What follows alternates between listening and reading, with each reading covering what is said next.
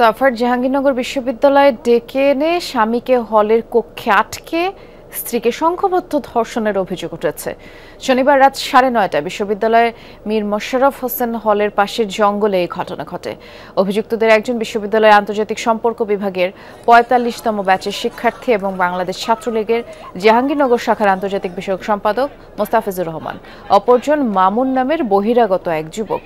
Police জানিয়েছে, পূর্ব পরিচিত হওয়ায় ওই দম্পতিকে জাহাঙ্গীরনগর বিশ্ববিদ্যালয়ে বেড়ানোর কথা বলে মামুন ডেকে আনে। এক পর্যায়ে কৌশলে ভুক্তভোগীর স্বামীকে মীর মোশাররফ হোসেন হলের এ ব্লকের ৩১৭ নম্বর কক্ষে আটকে রাখে, আর ভুক্তভোগীকে স্বামীর কাছে নেয়ার কথা বলে জঙ্গলে নিয়ে ধর্ষণ করা হয়। এই ঘটনার রাতেই সাফার মডেল থানায় একটি অভিযোগ দায়ের করেছেন ভুক্তভোগী এবং ধর্ষণের ঘটনায় জড়িতদের বিচার দাবিতে রাতে বিক্ষোভ করে বিশ্ববিদ্যালয়ের শিক্ষার্থীরা। এদিকে রাতে এক প্রেস রিলিজে অভিযুক্ত মোস্তাফিজুরকে স্থায়ীভাবে বহিষ্কার করেছে ছাত্রলীগ। আজকে যাবি একটা মেয়ে যাবিতে সারাদিন 24 ঘন্টা সে নিরাপদ থাকলে কেন বহিরাগত ধর্ষণের শিকার হচ্ছে? আর ওই ধর্ষক কেন যাবির ছাত্র হিসেবে এখনো যদি সে বহাল থাকে, তাকে অবিলম্বে বহিষ্কার করা হোক, তদন্ত করা হোক, বিচার করা হোক।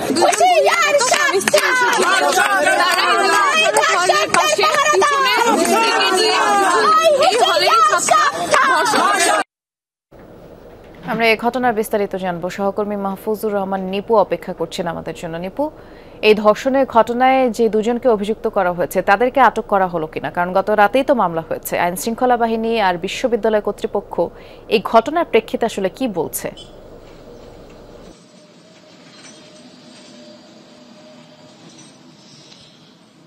বৃষ্টি, না, এখনো পর্যন্ত মূল যেই অভিযুক্ত যে দুইজন তাদের কাউকেই গ্রেফতার করতে পারেনি পুলিশ।